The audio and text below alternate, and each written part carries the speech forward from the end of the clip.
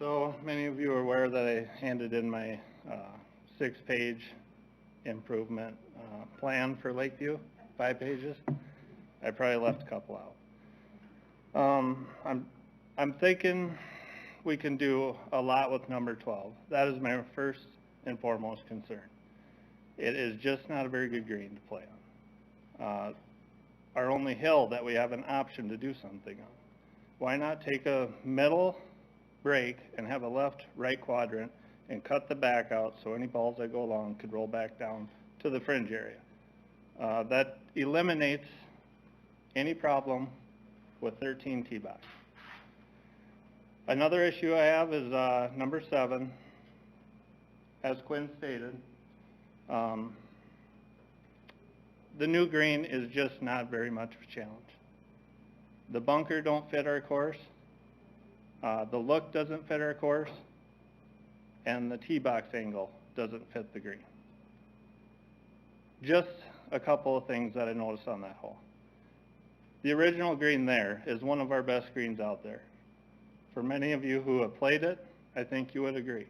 It's small, but fair and challenging. I would really like you to take into consideration that one. 2 par 3s we covered so far. Now if you take the layout of Lakeview, eliminate the trees, what do you have? A lot of back and forth straight holes with nothing but fairway.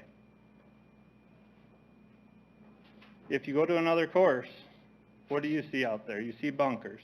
You have aiming points, places to play off to, places to miss it. But with back and forth fairways, it doesn't make much sense not to have some fairway bunkers out there. For the girls, we noticed or know that Lakeview is the longest ladies course in the state. Many of you are aware of that. Some may not be.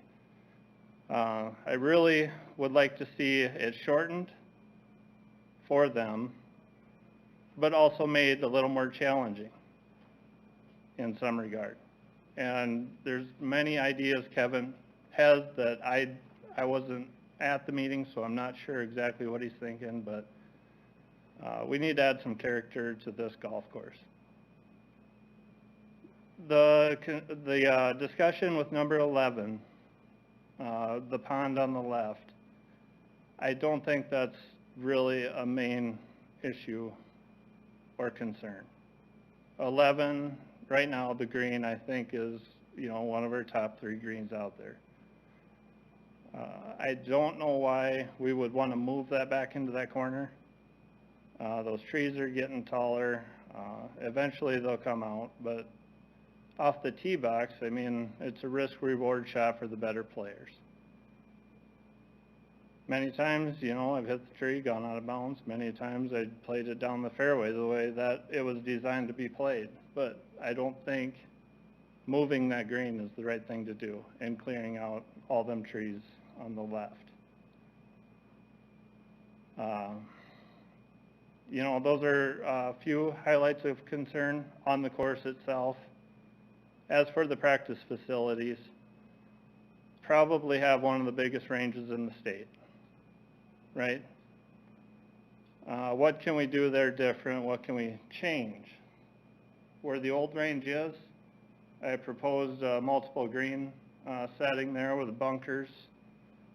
Throw a ball, hit to that green, throw a ball, go to the next green. Make your own shot. Go out there, mess around, work on your short game. Have real greens out there. That would increase any level of golfers' playing ability. I don't know how many of you have been to Brookings or Moccasin Creek, but they have excellent facilities there. I went as far as to say something different than everybody else is. Throw some lights out there. People can come out and play at night for an hour, 2 hours, or whatever. Charge them a fee. Nobody else in the state has that. I don't know the logistics of it. I don't know what it would cost, but these are just a few ideas that I thought should be addressed moving forward. I apologize, it wasn't at the original meeting. We had a tournament out of town and couldn't make it back, but there was plenty of talk in the van amongst the girls, what they would like to see, what I would like to see, and there's a lot of the same things that came up between both of us. So everything else I put on the 5-page list that's there. I guess I would like to see this done the right way and not just rush into a commitment with Kevin, but work our way into this slowly and just make sure we get it done the right way. I played other courses that he has got up there and redesigned, fixed. They're nice. They're better than they were before. But for him just to go out, drive around our course for a couple hours, and not play it as the members have, I think we should have a little more input into it than him just saying this is what I recommend. So with that, I'll leave it there and hope you take that all into consideration. Thank you. Just real briefly, Jeff. Just like I said, Kevin's going to give his suggestions, but nothing's going to go forward without the board's approval. So it's not him coming in and dictating, Sure. This is what we're going to do. Kevin Norby has seen hundreds of golf courses, thousands of golf courses across the country, and he's going to give his input on different aspects and everything, but it's not saying that whatever he says goes. Right. So I don't want you to think that's the way this process is going to go. But some of his recommendations might not be correct. Oh. And I think there's a lot of players out there that would have some experience on where things could go, where they hit it, where it's safe, where it's not. It doesn't make it a harder golf course, it just makes it a more fun challenging golf course. Anybody can go out there and whack a ball around, but, you know, let's find some bunkers to head out of. Let's add some character to the course. I mean, that's all I'm asking. Should have been a 54.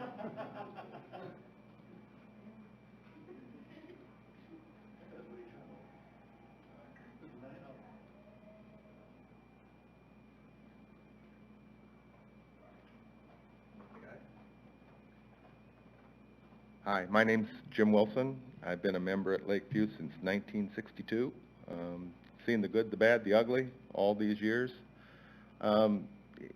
It tends to be a little mundane, our golf course, from time to time.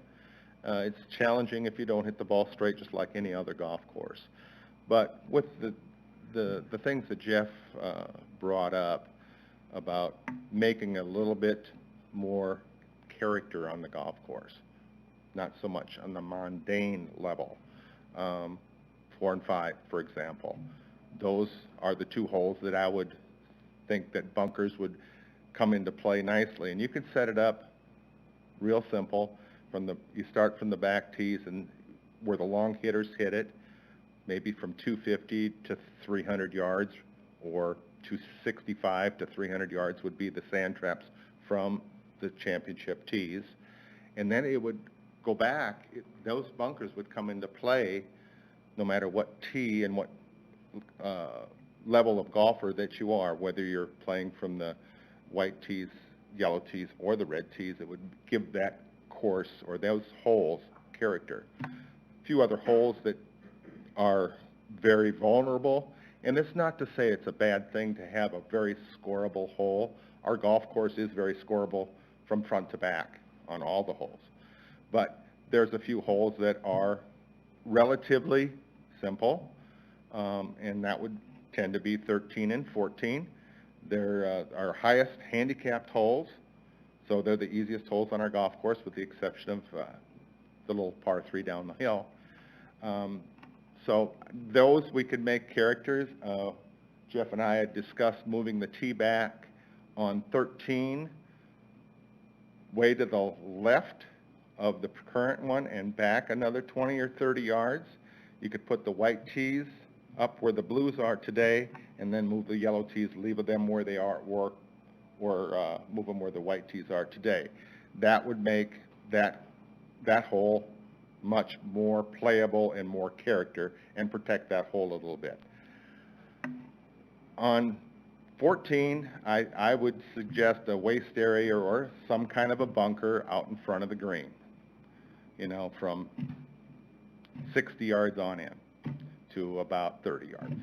So for the long hitters, they can whack it up there, and if they think they can carry the waste area, more power to them. The rest of us, not so much. You know, if we're going to hit a driver up there, we're going to get in the waste area, otherwise you lay up and have a full shot into the green rather than just these little pitch shots. That would protect that hole. Other things that, I don't know, is this all about, and I just wanted to ask, is this all about golf course design, this meeting? Anything golf course related, yes. Okay. Maintenance, and who's in charge of maintenance? I know Jason is as of today. Years ago it was Kevin.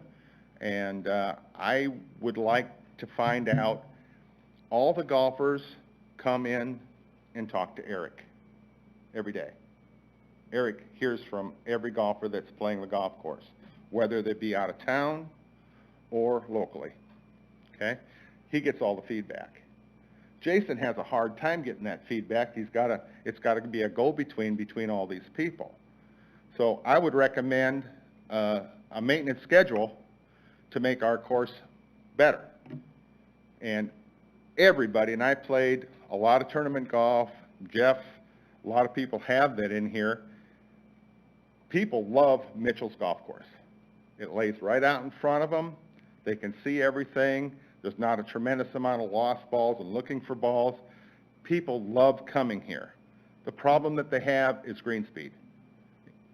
Green speed brings green fees in. We can make more money on our golf course if we have decent green speed. Not that they're consistent, but their consistency are slow. You can take that with a grain of salt, but I think they are. I think they roll probably somewhere between 7 and 9 on a normal basis on a stemp meter, and I think they should be rolling from between 9 and 10 consistently. We've done a good job of keeping the golf course consistent. There's nothing worse than playing a golf course and then all of a sudden a tournament comes in and they're rolling 12, you know, and they were rolling 7 or 8 before. I mean, it's just not, it's not good. But if we can be consistent there, and there's a lot of different maintenance ways to do it, whether you roll the greens, whether you verticut them once a month to take the grain out of them so they do trickle out, so they don't stop like they're hitting Velcro. That's an issue that I have. I've always had that with Lakeview. They just don't roll out enough. And I think if we could solve some of those issues, maybe step cuts around the green. I know money's an issue, always has been.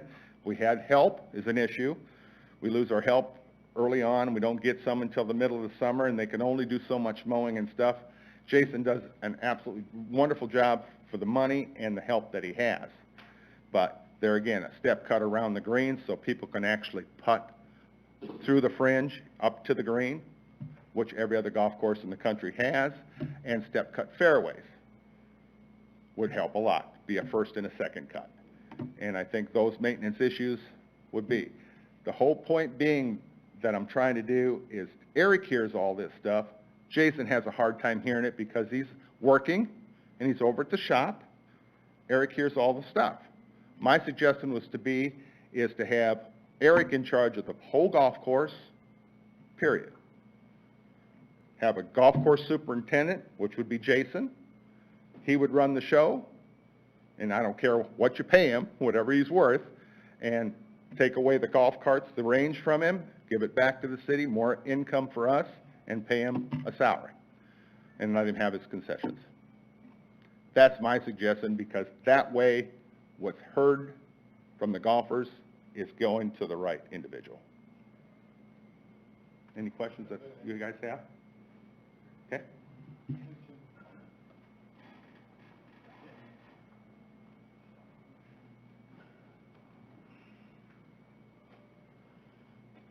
My name's Randy Key, and I have had a stroke, so I'm no longer a golfer, although I once was not very good, but I was very consistently, I was out there a lot. One thing that came up this last year was we lost a couple of golfers, Mark Boudall being one of them, and we don't have a good way to commemorate our golfers who have passed on. And I don't know what other ideas that golf courses have, but you know, when Mr. Wilson passes on, if he ever does, there should be some tribute to him. He's been a big part of this golf course for a long time. So there should be some kind of a way that we can commemorate our past golfers. That's all I have.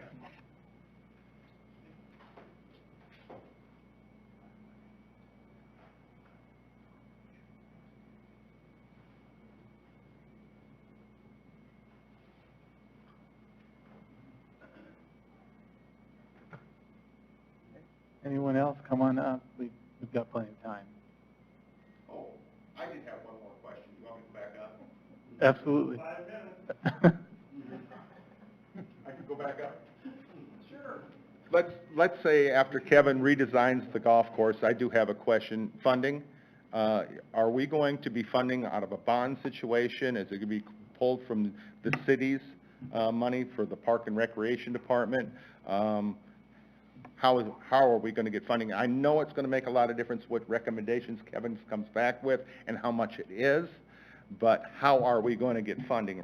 For the, you know, I served on the golf board for 12 years and about 8 years as president of the golf board, and money was always an issue with us. If we had an extra couple $100,000 a year, which I would love to see, I mean, the city stepped up for paths and irrigation, so we did have some help from the city on those two issues, but we've been an enterprise system forever.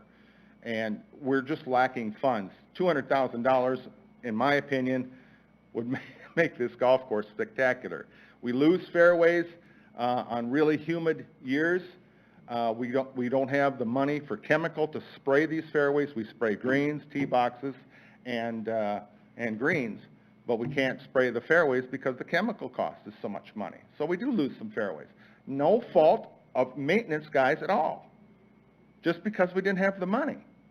So those are some things that I would like to know if anybody could answer. Where will the money come from and how much would we have depending on Kevin's recommendations or just the regular maintenance schedule? I think I can address that. That's a good point. That's something that we microphone. For those that weren't there at the meeting we had a couple weeks ago, we talked about this as well, because to give you a little perspective on how we got to where we're at now is, as a board, and you served on it before, you'd always have these ideas that come up, and you know, well, let's do this here, let's do that there, and there was no formalized process for that. It would last that meeting, and then it would kind of go away. And we are an enterprise fund. For those of you that don't know, the general operating cost of the golf course comes from the fees that you pay, the trail fees, memberships, green fees, all that goes to fund this golf course. And it costs roughly about $400,000 a year to run this golf course. And that's just the operating costs. Well, as a board, we got together and decided we need to formalize this process, because we're tired of one meeting talking about something and then it going away and nothing getting done. And so that's when we came up with the concept of coming up with a master plan. We've also laid the groundwork, and since Mayor Everson's here, he's going to write us a check for whatever we want.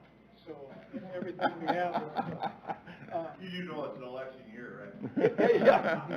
Yes, it is. You're not as many as out there. But I brought up a good point, Jeff. Good greens bring people into the golf course, and we increase greens fees and memberships because they love our golf course. They just don't like our greens that well. And you're right. And you know, when this is my second stint on the board, I was back in the early '90s when we had 800 and some members. Well, when you have 800 members, you have a lot of income coming in. And for the last 10 years, roughly, we've been around 400 members. Now we just hit over 500, so we're going in the right direction. But we also realized that to fund these projects, all these are great ideas, and they're things that we want from the public, because we're not going to make a decision without that input, is the funding for this. And we've talked to council, we've talked to the mayor, and we've laid that groundwork that in order for them to provide us additional funding, we felt as a board, we need to formalize this process. So when we come in for budget time, that we need $200,000 for next year to redo X, Y, Z, whatever project we come up with, that it's part of this plan. And we've had conversations with other individuals about, well, maybe we just do it all at once. We find the funding for everything and do as much as we can in a short period of time so that we're not extending the downtime of the golf course. There's lots of ideas out there as far as that goes, but in order to get these things funded, we're going to compete with other entities in the city for those dollars, because we're still at that $400,000 to $450,000 worth of operating costs. We need to come up with the difference, and we've sold it to them that this is City of Mitchell's golf course, and the benefits from the golf course extend beyond just the golf course itself. There's restaurants, there's motels, the city benefits as well as the businesses do. So the groundwork's been laid to do that, to go after the funding. You know, this is just the first step in that process, and that hopefully, you know, whether we're on the board or the next board comes in and new mayor, new council, whatever, we've got a plan. And whether it's a 5-year plan, a 10-year plan, or whatever that may be, it'll be formalized and it'll be much easier to get funding for these projects. Because all the things that we've talked about and heard from, like at the last meeting and this meeting, they all take money to keep going. It's not just the initial cost. If you add bunkers and tee boxes and make those changes, you have to also budget in the cost of maintaining those things. Exactly. So those are all the big picture thing, and this is awesome. I love I'm sure I'm speaking for everybody here, we love the input, because this is where the ideas are going to come from, is you as golfers and people that utilize. Yeah, you know, great point, and we don't know what the final cost of any of this reconciliation or redo of the golf course is, but it's the day-to-day maintenance that would help Jason out and his job, and help the public and help the golfers out there and so on, and bring more money into the course if we just had a little more every year that we can have more of an operating base to go off of. I know we're going to have find some special funding for the redesign, but it's the year-to-year thing that we need. Enterprise just doesn't quite cover it, and like I said, the research that I've done in the 12 years that I sat on the board, a couple $100,000 would go a long ways. And whether we can get that from more green fees, because our golf course is better, you know, they're all things that are up there and questions to ask. But it's still an ongoing thing that we have to have that money to maintain the golf course, to help him do his job properly and make everybody happy. And that's the concern that I have. Thank you. Mm-hmm.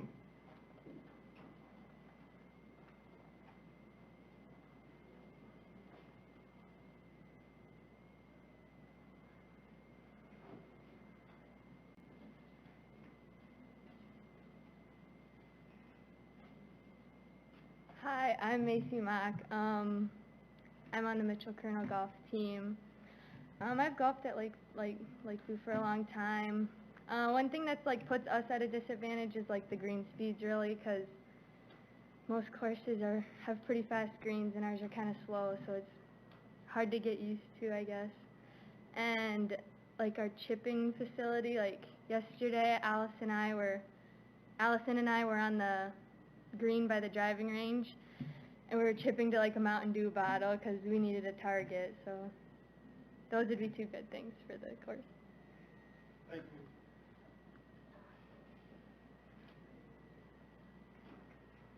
See, that wasn't so hard.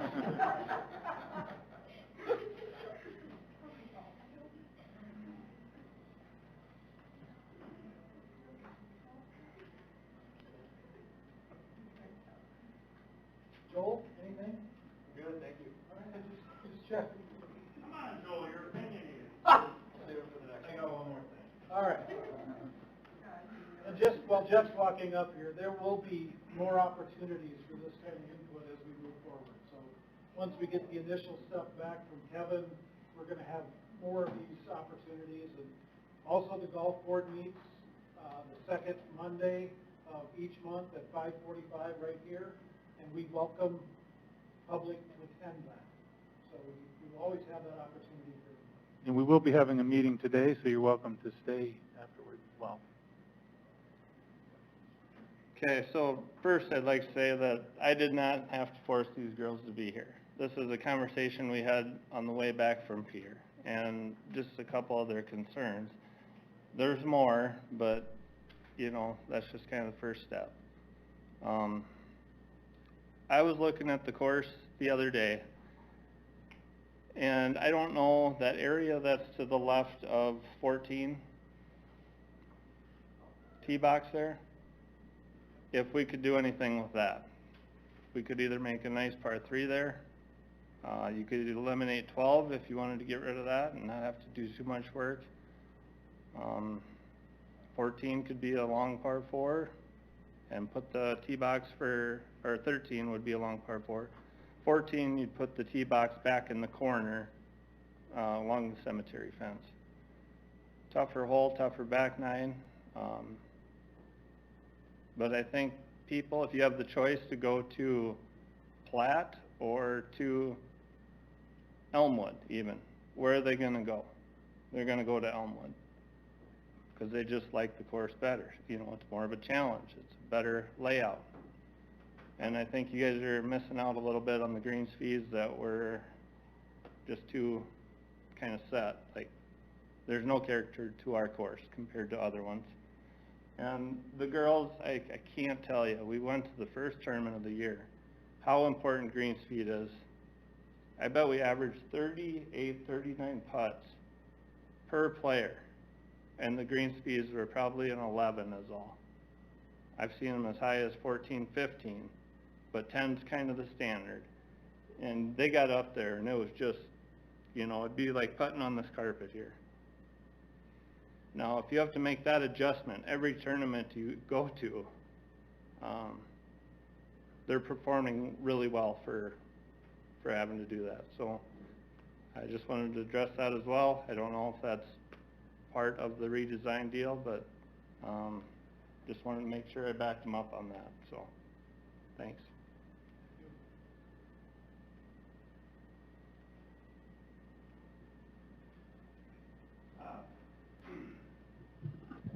Bob, that south of 14T, is that designated for cemetery? That is cemetery, and that is expanding to become cemetery here very shortly. That's what I thought. Yes. So the cemetery will get to the tee box roughly, to the ditch.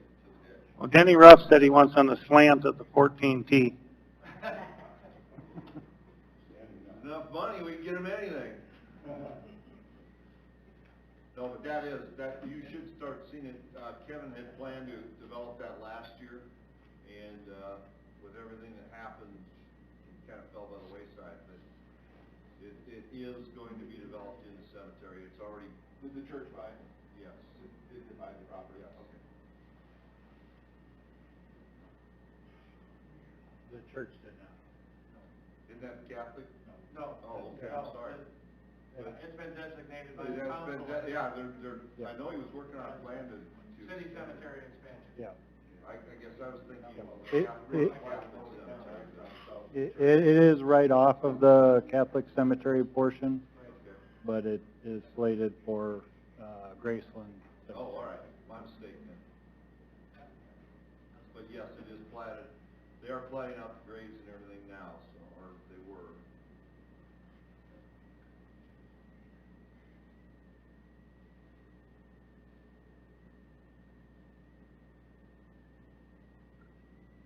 Any other brave souls? What I got from Kevin Norby at the last meeting is that the golf course is long for ladies. It does not encourage youth players, and that was a couple points that he was really aiming at, that you people are our future, and he wants the game to be fun. And it's no fun to go out and play a long golf course and and shoot 120. I did it. But he is aiming, I'm sure we're going to see some tee boxes drawn up on the plan when it comes, and he suggests to be ladies' tees, or excuse me, red tees. Forward tees. And I'll be there soon.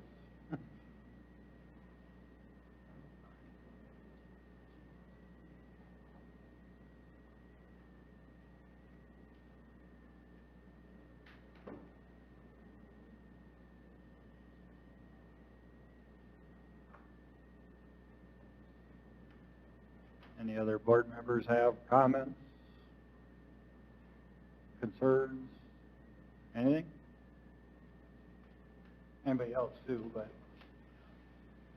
There we go. Wait a moment. My name's Eric Schramm, and one of the proposals or thoughts I had, maybe it's been talked about before, is just the water quality on our ponds is not real attractive, and I think that with some fountains or something of that nature, I do commend that we've weed-eated around them and started that process, but I didn't know where that was going. So just something that I've only been a member for 3-4 years, and that was kind of one of the things. The other was also talked about is it's very straight, and that's the only challenge is if you can hit it straight, you can play well. Fairway bunkers, obstacles, maybe changing holes or, you know, different things is something very intriguing to myself. And the other is tee boxes just in general. I feel that when I go out and golf, the championship boxes are never in the back. They're always up front. Sometimes they're real close to the whites. And then there's a lag between the whites and golds and reds. I think that there should be a little bit of more of a step in where the boxes are at and the consistency there, especially when you get into a tournament. Sometimes you're playing and it can be a real advantage for maybe a senior or a female playing the reds or the golds, and then the next hole they're right back with you, and so it's kind of interesting. So those are my two pieces. Thank you. Yep.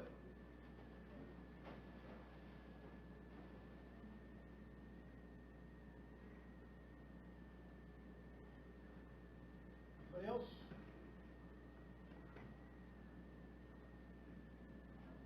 Thank you for coming. Greatly appreciate the input. Girls did the best. Good job. You're making us proud.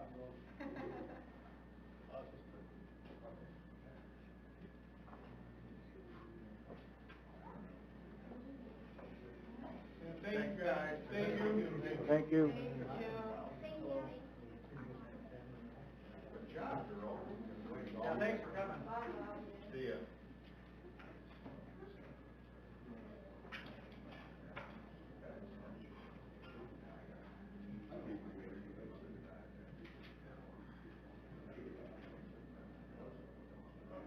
Welcome back. Don't have that South Dakota tan. You get to get sworn in tonight. Tom did it last night. It's not that.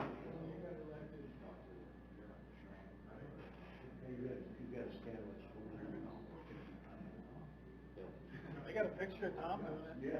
Yeah. It was the bloodletting that really kind of threw him off. We all went through it.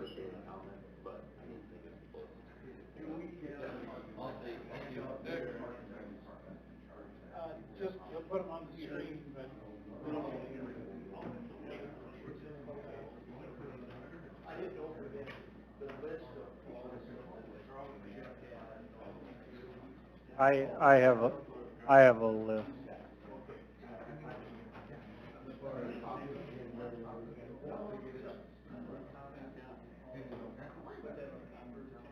Yes.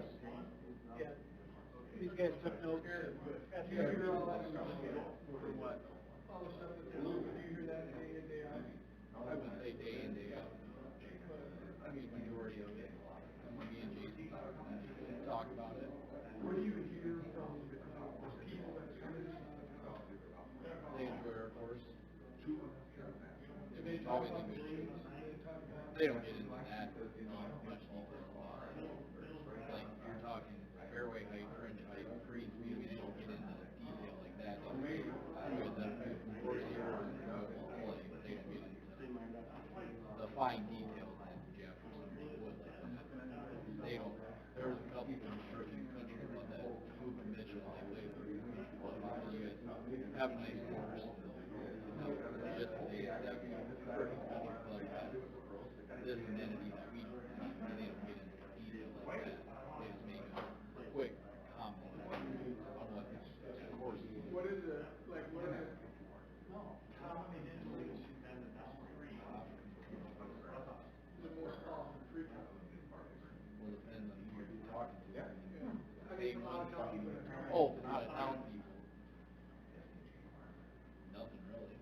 For out of town people, they enjoy coming to the course, but, I mean, there's nobody that, maybe they're not thinking they're gonna, they don't wanna bash the course, so they don't say anything out of town people, but they don't ever say anything other than let's enjoy the play, it's fun. And yet, there's a lot of out-of-town people that come back. Yeah, that comes back. What do you hear from like, when we have like a state event, from those golfers that play other courses? I think, what was it, 2 years ago when we had the seniors? Yeah, I mean, the course was then in good shape, and they just thank us always for all the stuff we do on the course, in the clubhouse. And I mean, there's never negative comments from state tournaments, from out-of-town courses, or out-of-town people. I mean, there's never really any negative comments from them. And maybe they just don't wanna say the negative comments, I don't know. But there's never anything negative. During those events, are greens generally faster? I would say, yeah, I mean, I think when Kevin was here, I mean, he'd get them sped up a little bit towards those state tournament events, yeah. That's also early this year, right? It's also early this year. So, just for your information, so far this year, I mean, I was going to lower than tomorrow, not down to what we normally are, but, just, we have everything going on, staff and everything, I just haven't yet, I'm just, we got groomers on them, they're finally starting to grow a little bit, so until they start growing a little bit, you don't wanna take them down too soon, because then you hurt the root system and all that, so, I guess, where I had them last, late summer or fall, I guess that's where I like them. I thought they were growing pretty good then. I don't remember what date to what date, but, so. All right, it's 5:45. Oh.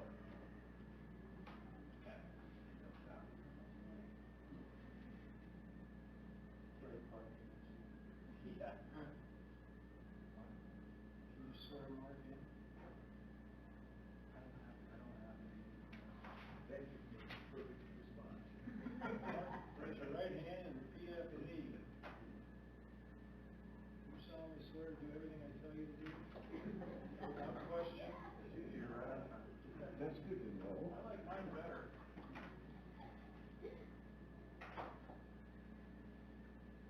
Good timing. You ready to swear? Sure, yeah, I'm ready to swear, you have no idea, I'm ready to swear. All right. Meeting will come to order. The first item is the oath of office to Mark Graham. And Mark is here, so you need to go to the podium, and Angel will swear you in. No, for real. Yeah, for real. You got a copy here. Here's the issue. I'm not here 5 months a year. All right, you're here now, you're part of the board. And what is this that I'm, Just making you an official board member. We all- All your money will come to us. We have a, now that you guys are official board, you have to go to we have the something office. scared about something else, yeah. And I will tell you guys tonight, I'm gonna be really harsh about you guys not talking into your microphone. Okay. So every time I see you start to talk, if you don't have your microphone on, and,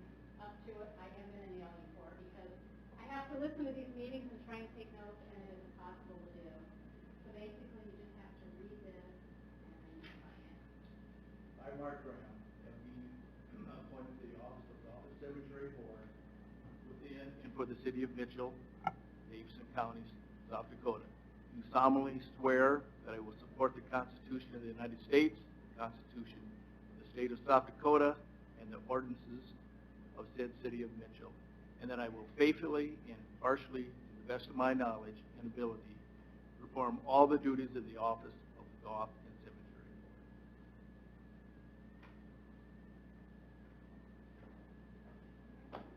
Take one. They didn't tell you all the things that they They volunteered did you not. for They since you did. haven't been here for the 5 They did. months? Okay. Okay, That's all you need to do. gotcha. All right. Okay. Thanks, Jeff. You're welcome. That was easier than I thought.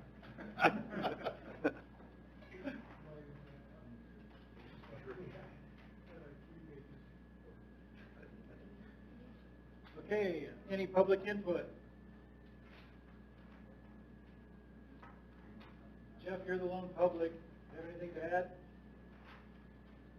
Well, yeah, but we don't have all that. Just know there'll be other opportunities for.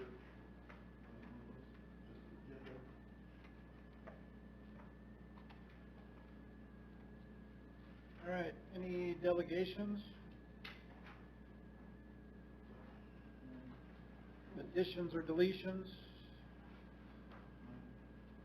Need to approve the minutes from the April meeting. Have a motion to approve.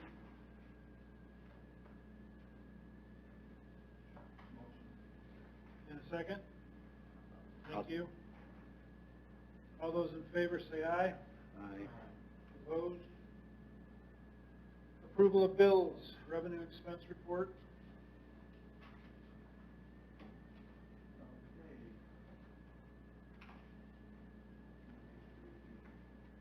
Make it so you can read here. Revenue's doing very well. Cemetery, we're at 55,000 compared to last year at 43. Expenses. If you look here, that would be salaries, 53,000 compared to 75 last year. So we're down. Obviously, we're down a department head position there, so that's going to help with some savings there this year. 8,700 in expenses versus 10,000. So we're doing well there. We did purchase mowing equipment, and so that's why we've spent more in that area in the capital from last year. And then get you to the golf course. Revenue's doing well again, 188 this year versus 141 at the same time last year.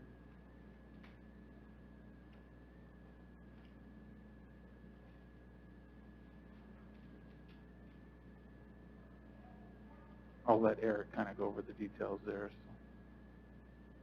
And then expenses, again, saving in full-time salary, your salary line items, 40 versus 56 last year. And expenses are a little bit down from last year, 44 versus 50 overall.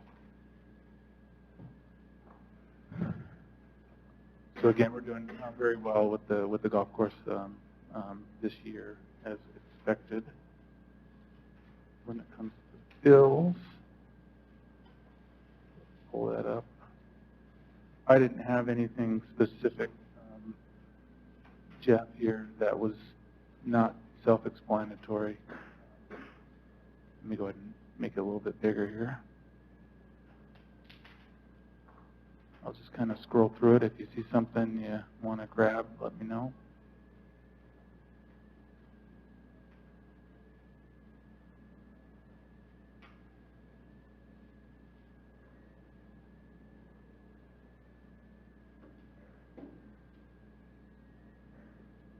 Bill? I'll make a motion to approve bills as submitted. Second? Second. All in favor, say aye. Aye. Opposed? Carries. Any old business? I had one question that I brought up here a couple of months ago to Jason as far as getting updates on staffing. Mhm. Has anything changed since? As far, that's part of my report, kind of, but. I didn't notice, I didn't see that. Okay. Well, I was going to expand on what little I had there, but, so as of right now, I'm almost fully staffed on seasonal labor. As far as full-time, no, we have not gotten anywhere on that. I have hired extra, a little bit above what I would have normally, just to compensate for that a little bit.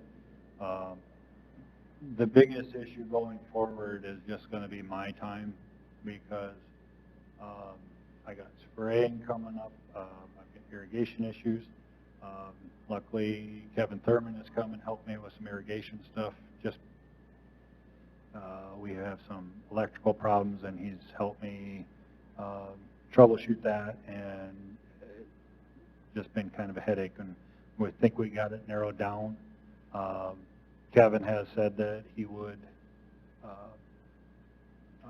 keep his spraying license to help me with spraying, because I'm going to have to do a bunch of pre-emergent spray here coming up. But I have, other than Kevin helping out, I don't have anybody on staff that I would be willing to, I take that back. The guys in the cemetery, I'd be willing to let them spray fairways and roughs. I have nobody on staff that I'd be willing to put on greens to spray them. I appreciate those guys to the nth degree, but unless you truly understand all of what can go on there, I don't want you on the green. So, so it's just a lot of things like that. Working on equipment.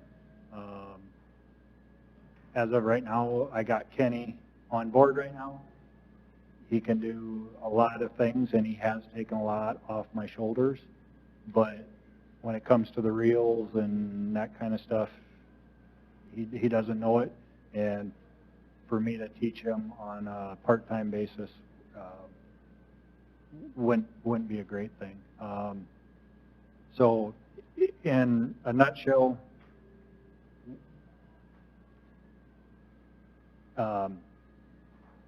we're getting by simply for the fact of we can not do a few things, and we're getting by on not doing those things. But eventually those things are going to start showing up, because there are things that people aren't noticing right now, but in the long run, those things start adding up, and eventually people will notice. And there's only so much I can do with seasonal staff. So, like I said, Kenny's been a huge help. Scott and Aaron have helped me whenever I've asked them. Kevin Thurman has helped, Nathan and Angel have helped on the administration side. So I'm leaning on a couple different people here to make things work. But summer's just getting started, so hopefully we get through this summer like we did last summer, and we didn't have any major breakdowns, we didn't have any major irrigation breaks. I'll add to that, Brian. I mean, they're down a full-time staff member. That's a valuable staff member. He needs somebody there that's skilled and knows what he's doing, or she, and you know, it's a valuable position for him, and it would be nice to have that back in the future. But he needs that position filled. Yeah. So why doesn't he have it? Why don't we have this guy fill me in? That goes back to the issue that we're having with the mayor and council on that, the title of that position.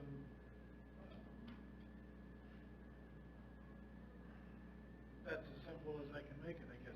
We haven't made any progress there. And mayor said he's not going to move until after the election. And So we're at a basically a standstill right now for another person. Yep. Until after the election. Yep.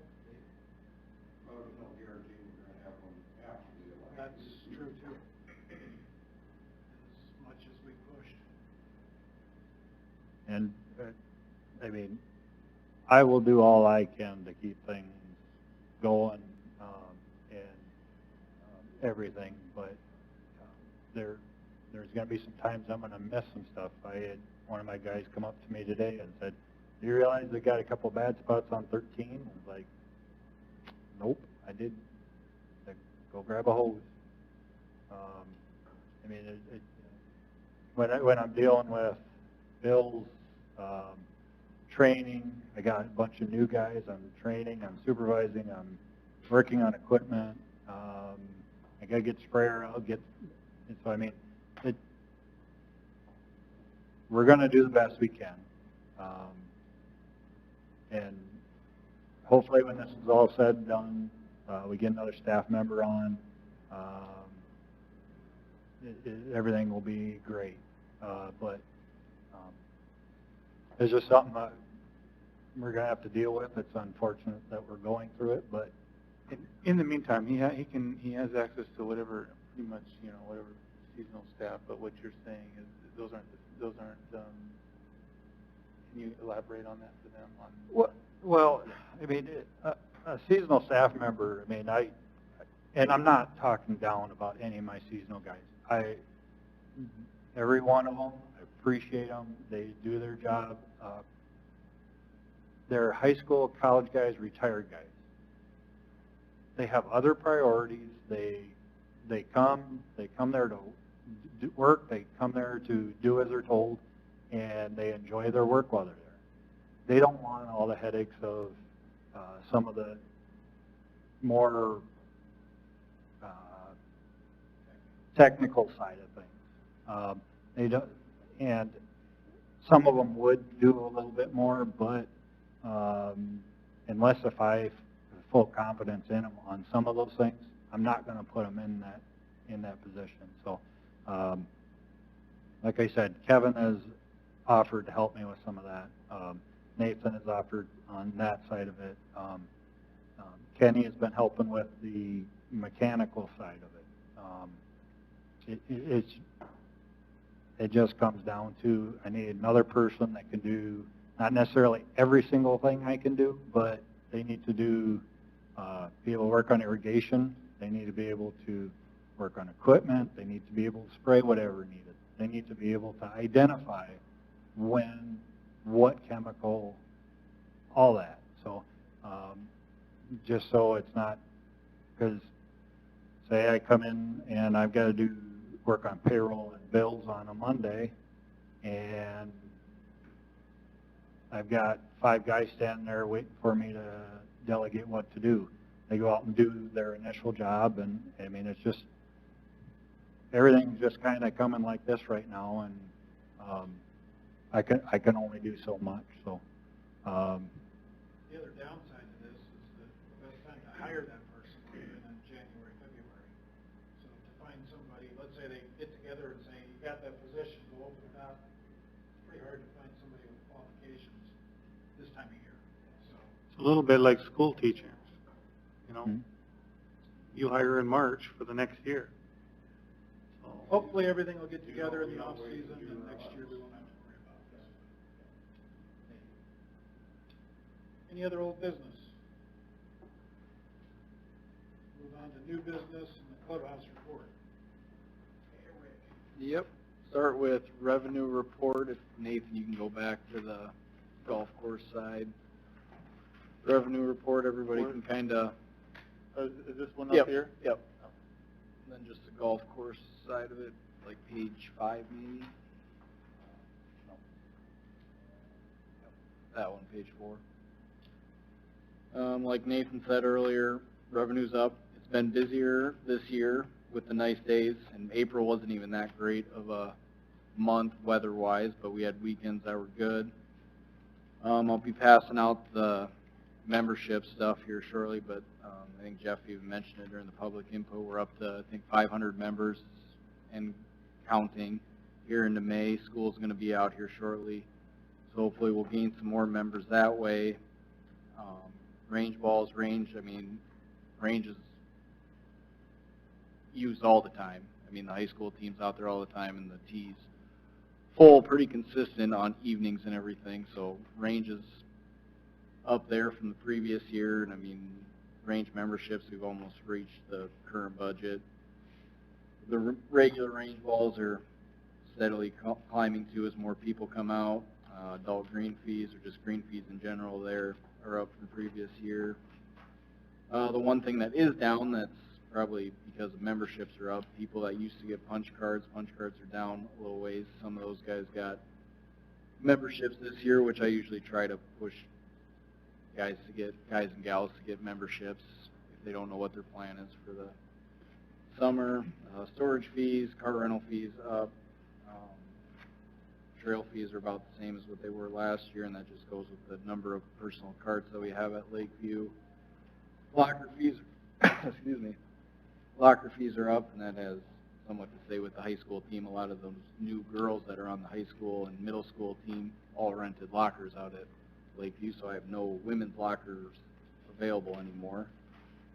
Tournament sponsor fee, that was from the few high school tournaments that we had in March and April here, a few more coming up. Gas, and then advertising. I sent out advertising bills about 2 weeks ago. Those are coming in. So, any questions on the revenue side? And on advertising, we're still short. I believe we have 3 holes out on the course that don't have any advertising on them. Do you refuse to do it, Eric, or? No, they're just open. They just don't have any businesses on them. And I mean, I could go out to businesses, try to, but I mean, I think we've been at 15 of them for quite a few years now. Those 3, I think it's 2. I can't remember the numbers off the top of my head, but go out to businesses to try to get those filled in. Any questions on the revenue for through April of 2021? I think it's amazing how crappy weather April was compared to last year, that we didn't lose more ground. One nice thing about April, the nice days were weekends. Yes. Crappy ones during the week. I thought we had lost more ground. Yeah, it's been a busier place out there. I'm sure everybody else knows. I don't know, it was you, Joe, that came out, asked if we had a tournament going on or something the other day when it was so busy. Yeah, we were just. I saw 5 people wearing red on practice team. I thought, there's got to be a team out there. Oh, that was the firefighters, but it's just busier, and which is good for business, good for everything, and we try to keep them flowing as much as we can on the tee sheet when it does get busier, and we try to squeeze anybody in that we possibly can, whether they're single coming up or a group of 4 MTI kids, DWU kids, whatever they are. So that's what I got on the revenue side.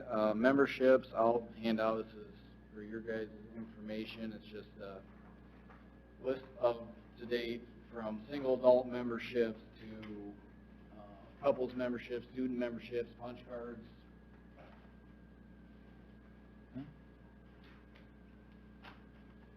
That's all one. No, it's fine. I can get it anytime.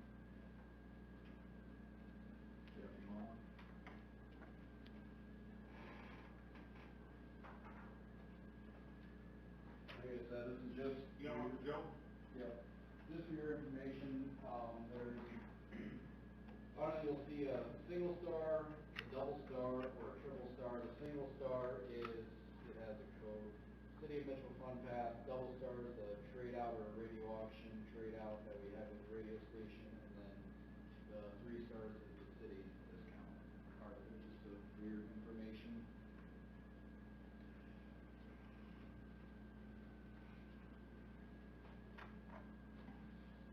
And Nathan, if you could go to the rounds played part of my report on the screen.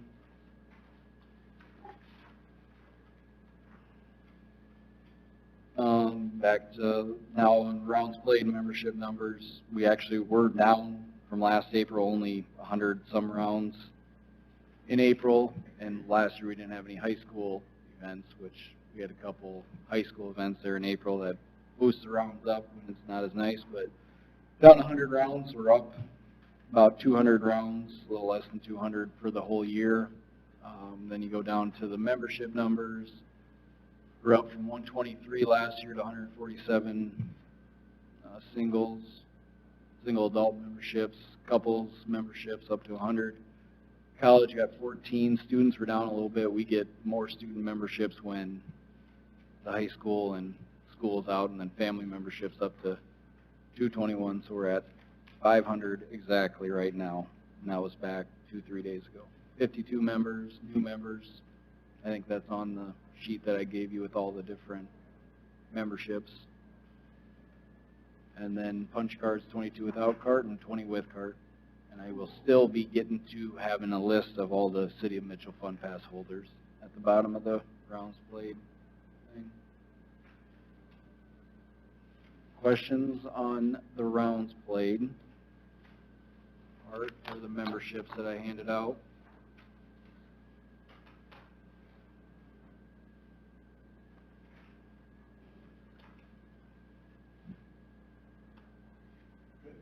Good there, and then I think we're going to discuss it. I have, on my report, I have down upcoming tournaments, events, leagues that we're preparing for. I think we're going to have a discussion on that down below. I mean, I can mention some of it. I can just pass this out so you have it for when we get to that part. Okay, and once you pass it out, move on to Jason's and then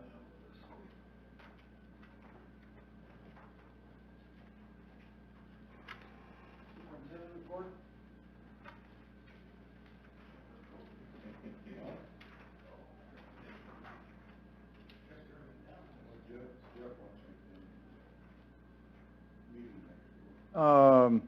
So last week we had 17 DW golfers out for their Dakota Cares on the May the 4th. They went through the alfalfa field and then went through the cemetery and did, for the hour and a half or 2 hours that they were there, they cleaned up a lot of stuff and piled stuff. And so I called Josh Allen the next day and thanked him. And well, I left a message and he called me back.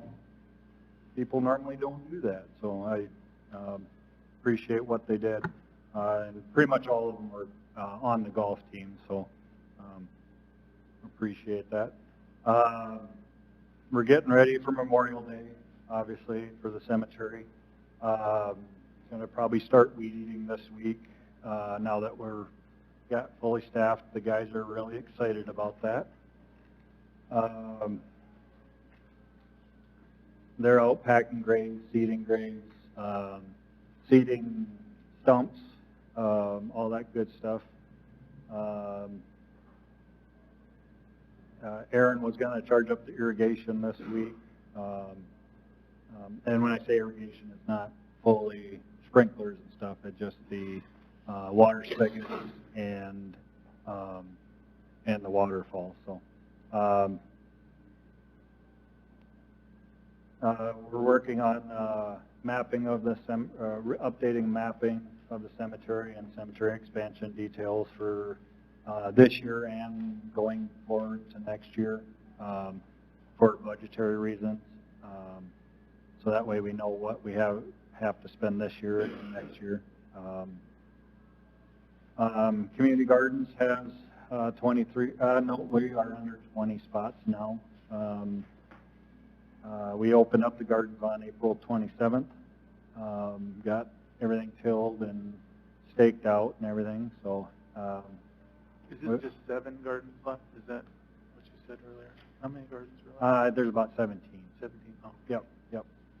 On here I have 23, but we've sold, I wrote this on Friday and we've sold a couple since then, so hopefully we can sell out again, but the last couple years we haven't. I think a lot of that was just simply because we flooded 2 years in a row, and but after we tilled it up this spring, it looked really good. As I mentioned before, we put some compost in the gardens and tilled it in last fall, and I hope that people have real good crops this year. So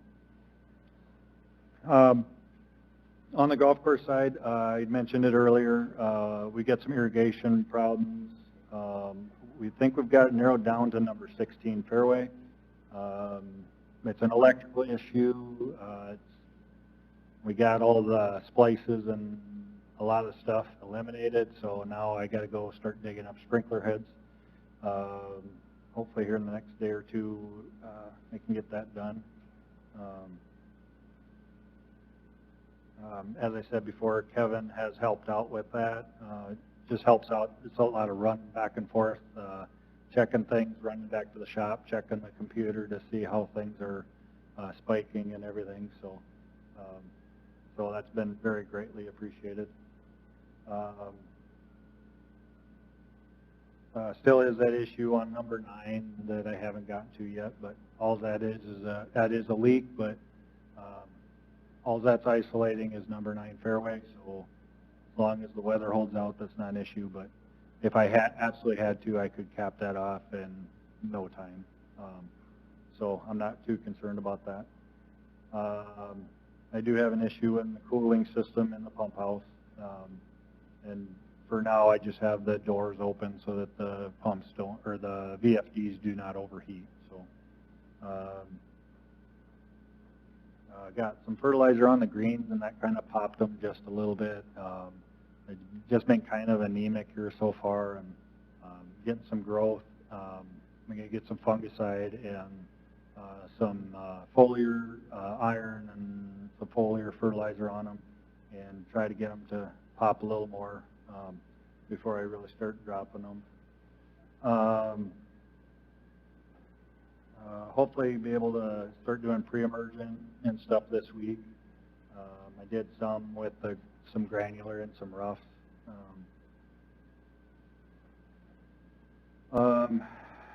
We had a couple members wanting to donate a TV to go underneath the porch on the east side of the clubhouse. Yeah, southeast side. Kind of in those openings, kind of between where the railing is. Scott Larson from Custom Touch Homes wanted to donate that and the electrical work to do it. I'm just bringing that up to let you know. I talked to Jeff about it. I don't think there's an issue with it. If anybody does have an issue, you can talk to me about it. And then for that, we'll be able to use that for TV for scoring. And then Eric talked to him. A lot of the scoring is going to computerized.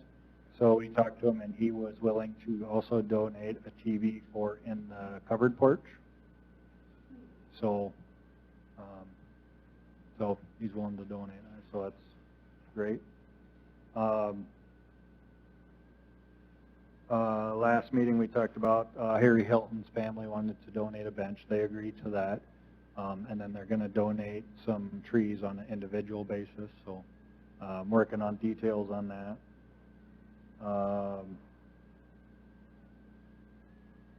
Most of my seasonal staff started today, so hopefully we can start doing more things and not just getting by.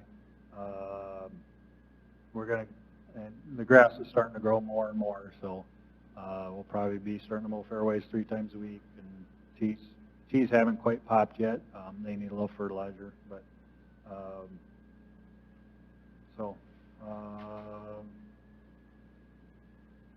we talked about a lot of this, rest of this earlier on the staffing. I guess that's just kind of with seasonal staff, we've got a little bit of a limitation on them for this year. The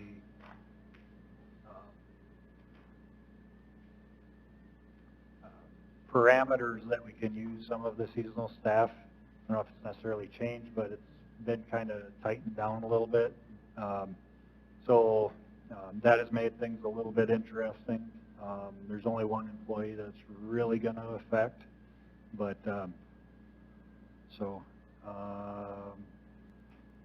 there again, Aaron and Scott have been great.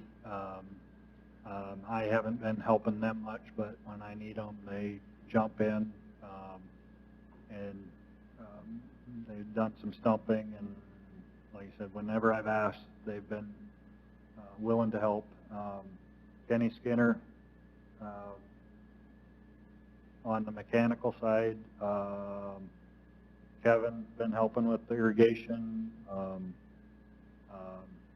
He's been willing to help with the spraying and that kind of stuff when needed. Nathan, Angel, they keep on offering to help me on the administration side. They've offered park staff too when needed. So unfortunately, it's more on the stuff in the field that's more constraining. So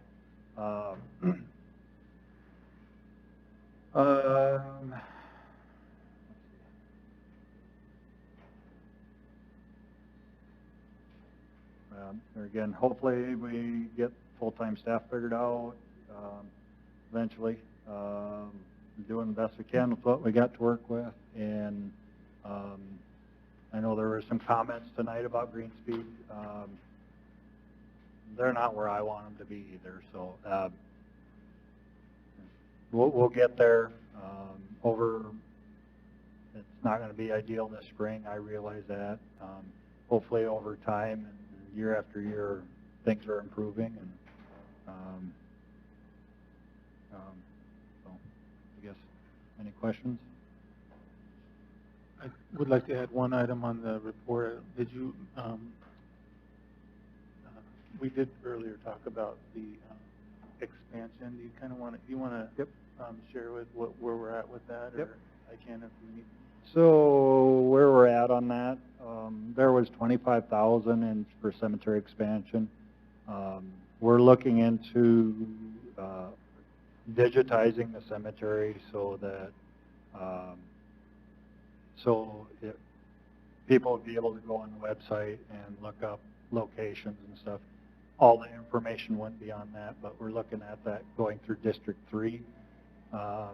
So that would take up some of that money, and then we're looking at other options for doing that cemetery expansion on the south side of number 14T. We had a discussion with Bros Engineering. We got some pricing on that for them to look at that. So we're moving forward on the stuff, but we're trying to get some numbers together to see what it would take to do both those. The digital cemetery would not happen totally this year, so it'd have to be started this year and go into next year. So, but going forward, I think that would be a nice addition for people to locate. We'd be able to take a tablet out instead of these big maps and zoom in on certain areas, and so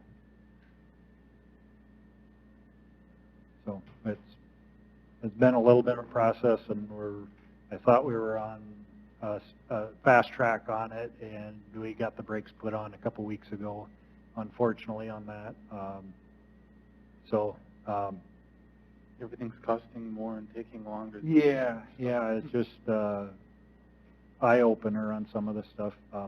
We thought that our engineering department would be able to do a majority of the work, but with their workload and everything else, they would have been out too. So probably going to have a gentleman from District 3 come up.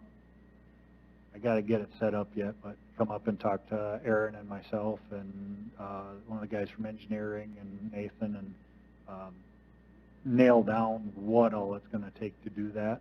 But so. And on the expansion side, this is the area that we were looking at for expansion as a priority, but we don't have anything to present yet until we have all of our answers completed with the digital, and also the design cost for a cemetery expansion. On that, Yeah. that spot there, is that all cemetery now? So, I mean, there was discussion earlier about putting the golf courses and the whole there, so that's out, that's all owned by, or that's all for the cemetery, is that correct? That is the intent for that area. Could it be changed? I don't know. I'd have to dig into that a little bit more. It is for cemetery at this point. Could it be changed? It's been slated for cemetery expansion for multiple years.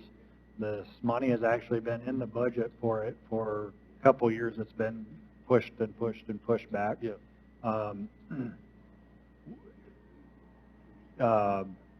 While Mr. Norby was here, I specifically showed him that area, and I wanted his input on what his thoughts are with that area and what he would like to do, whatnot. So we're reviewing that in the master plan. Because we're in the middle, we have that opportunity to look at it. But so I'd have to dig into the minutes to see the council minutes when this land was either purchased or moved to the cemetery and what it entailed. Was it donation or I don't know what was involved in that process. So we'll have to dig that again. And pretty much there's two areas to expand for the cemetery. This one and the big alfalfa field. So that's really the only options for the future because unless up the cemetery somewhere else. So, and there's a lot of years worth of burials there. So I mean, but going into the future, that's what's there. So we'll have something to the board here soon, in the next month or two, I would say, where we'll know more about our digital and what the timing is on that, and then what we can do with the expansion design right now and get that done this year, because we also want to have something in the budget in August for a project for next year. So we want to make sure that we've got this time just right. And then two other things. So just a timeline on Kevin. He's finishing up a couple projects right now. So he thought he would get to working on our project a little more towards the end of May, first part of June. So we do not have a second site visit scheduled. Once he starts working on our project, I think things will go pretty, I mean, it's still going to take a little while, but since our budget process got pushed back, we're not quite on the timeline we thought we were about a month and a half ago. So when that timeline gets closer, if that happens before the next board meeting, I'll make sure to keep you informed. But like I said, he's got work on his end to do before he even comes back. And I mean, I've had discussions with him for the last couple months, so multiple times we've been on Google Earth on each side and this and that, and so it's going to be interesting to see what he comes up with, what he takes out of, what the public meetings are. The survey that was done, he has been privy to that information. We did not bring that survey information here yet because it's just putting it together. Nathan? Yes. Yes. I just find it odd that he hasn't met with the board yet. At the public meeting before he meets with the board, it's odd to me, but. We can schedule that, Mr. Sabers. We can schedule that next month. Yeah. Well, no, but what I was hoping to do is his next trip to have it on a day that we have a board meeting. To me, he should be meeting with the board first. Yeah. Before he goes to the public. I mean, to know what the board wishes and directions. He's doing some directions, and he hasn't never met with the board. I just find that odd. Well, a lot of things that we had discussed and, certain projects and stuff, I have conveyed to him, not, and if anybody on the board wants to call him or, okay, yep, yep. He will. We can do a Skype. I'll talk to him, see if he's interested in doing it. We could do a Skype call at the next meeting just to make sure that everybody's involved. But when he presents, he'll be presenting to the board at that time. And then that's when you guys are going to say, we need you to go back and change this, this, and that, you know. Yeah. Yeah, yeah, absolutely, absolutely, yeah. We'll have, yeah. Usually the first on a master plan is more of a public input time, and then he starts putting things together to present to you rather than, yeah, yeah. I mean, he says, I drove the course for an hour, and he says, he's going to have a short par three, and I go, I'm not perhaps drive by, we already said, I just thought of the whole situation with that. And that he didn't spend how much time he does here playing it, looking at it, talking to the board, talking before the public meeting. He just wasted his opinion on a 1 hour drive-by. Him and I spent several hours after that meeting going over. I guess when we scheduled that meeting, it was trying to get it intermixed with that, and that seemed like the best option at the time.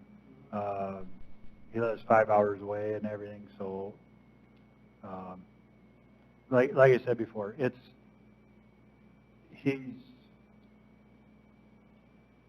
was just a general observation. I don't think he has any absolute need to do this, need to do that at all yet. When we drove around the first time and we drove around the second time, I had to leave him when he went the second time around the back nine because I had other things I had to take care of.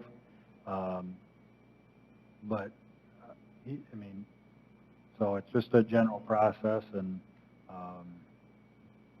we'll make sure that the board feels involved and included. We'll make sure it gets done. We've got several months of working on it, so it's going to take some time.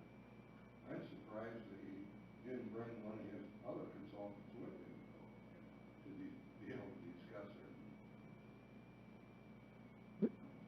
I'm like that. He drove around for an hour and he gave what was kind of a set presentation. He came away with a lot of his opinion at the meeting that he talked about length, and we come to find out you got to get on the slant in the back of the tee box and get the full length.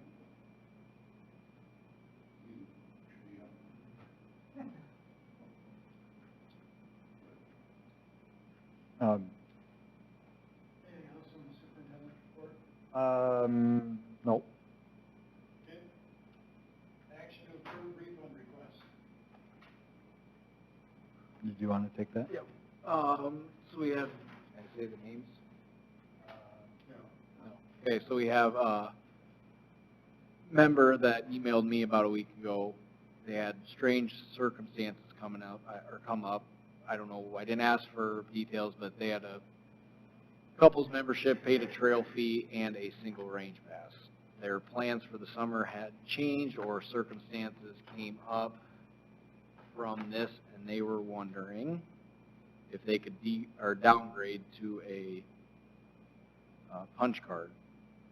I will read the email that I just got.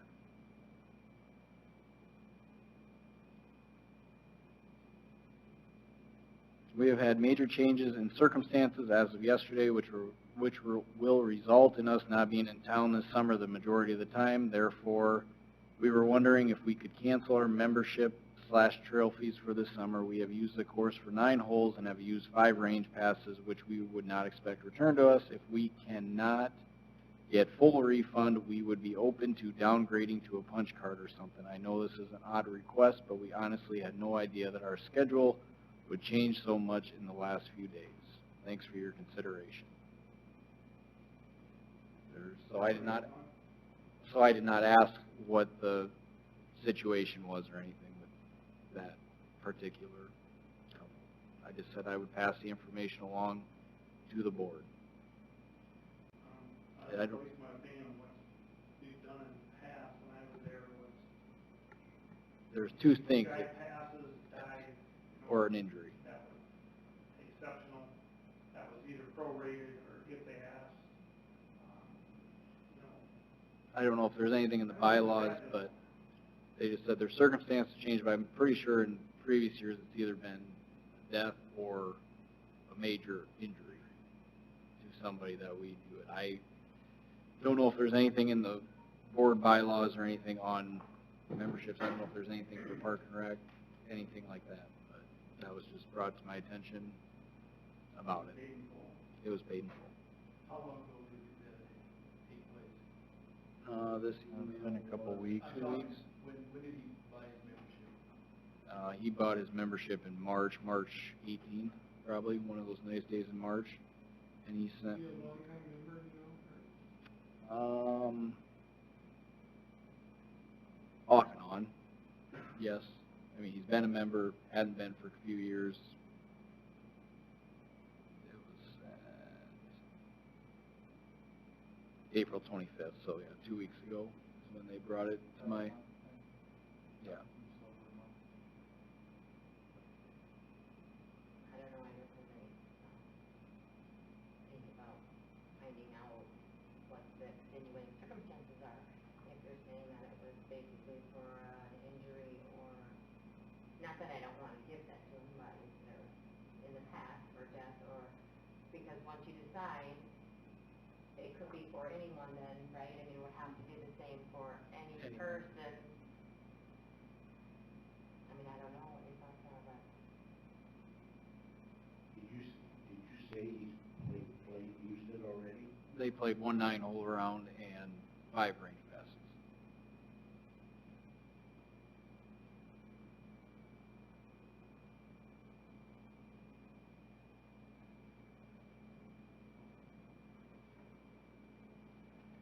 I mean, in essence, they're into it for like what? $800? The total with membership, trail fee, and single range was $1,097, I believe was the total And amount. he's done 1 9-hole round. Yes. And I guess I can ask him what the circumstances are. I don't know if he'll want to tell me what the circumstances are. No, I do.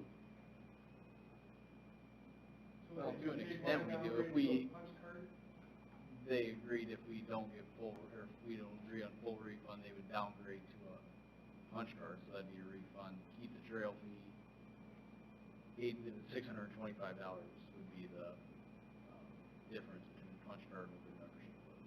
They evidently have their own card. Yeah. Correct. They paid trail fee for the card, yeah. They don't store the card out there, but they live close enough they can drive. I think it's more of an issue of setting precedent of what you're going to do. So either the board needs to decide that it's, you know, I mean, it could happen a lot, I think, so you probably need to make a, really think about it, whatever it is, it's gotta be kind of set in stone, because otherwise you put there. But again, you've been there all the time, tell me, does that happen quite a bit over the years? Happen quite a bit? No. No. No. We, well, we, yeah. That's different. But something like this coming up, somebody asking for a refund doesn't happen very often, no. Who's the guy that just passed? Rich, Anthony. Well, you don't wanna set it so people are constantly coming at you for a refund either. And Like, I mean, Mark maybe, said you're looking at setting some precedents. I think before a certain date, like May 1st, or something like that, you know, something like that, I played one round for $1,000. And this, what, they did contact us, what was the date? Well, yeah. So, So he didn't have, what I was saying, he didn't have his membership for very long. Correct. When he contacted you. So it wasn't like it was the middle of June or... Right. I agree, it's kind of a little bit of a slippery slope, where do you draw the line?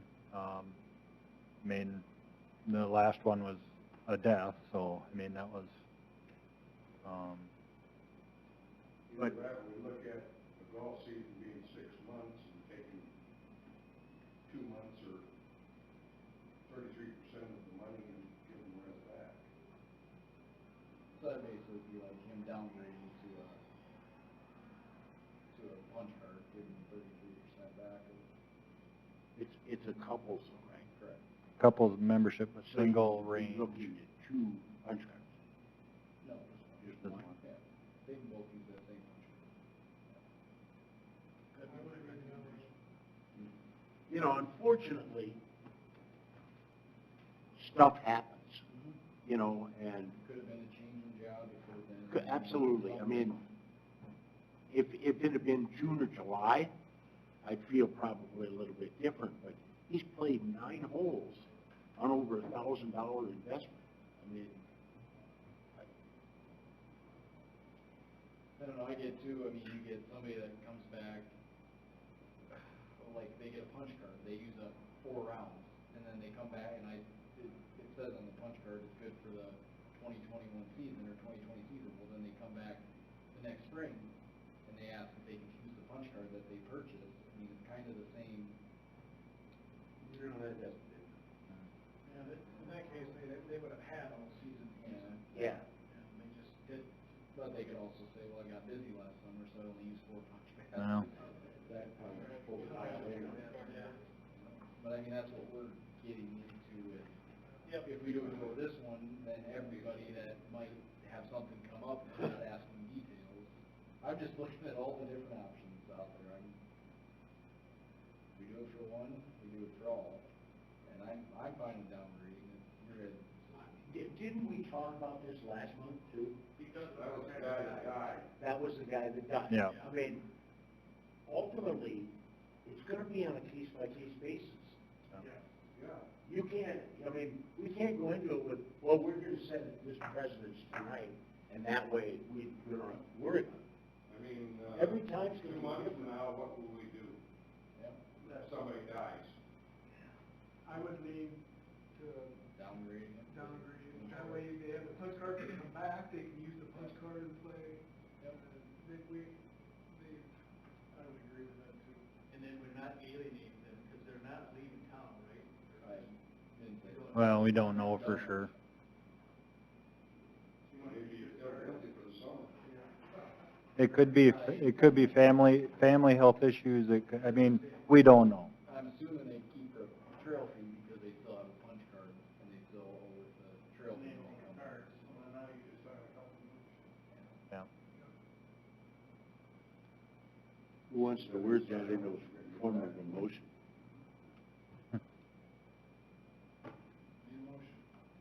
I'll make the motion that we downgrade the original membership to punch card and trail fees, and return the rest back. Range pass? The single range pass for him? I wouldn't return that. I mean, if he's gonna come back on punch card, you might want to play I range. guess, do you want to make a motion for me to call him and discuss it with him and see where his thoughts are at, and then email it to you guys to know where? Well, I mean, here's the deal, it really comes down to, it's not what he wants, it's what we want. Mhm. You gotta get him to keep his membership. I'm sorry for my, Kids playing golf? No. Just do the first guy, his wife. Huh? Eric, sorry about my ignorance here, but the punch card is transferable? Did you say that? It's not transferable. from year to year. So you said there's a couple, you can downgrade to just one punch card, is that what we're doing? Yeah, correct. But that's not transferable? Because, I mean, you can take 5 or 4 people in and say, hey, take 4 punches out of it. Yeah. Okay. So as they use them, I mean, if they want to use it that way, then they use it up faster, they're going to buy another one. Yeah. So if they downgrade though, they're just gonna take people for free, if we give a punch card, they can bring people in, so either way, we don't get the revenue, I don't. No, they're paying for the punch card. Yeah. They pay for the punch card. It's Got just it. like somebody comes Got in, it, got it. but they could take the force amount, you're right. Yeah, they Yeah, could, it's okay. just like, city council member buys a punch card for a business, that business, if they agree to let the people in that business use that punch card, they can come use that punch card. Okay, I just wanted, I wasn't familiar with how you did the punch card, thank you.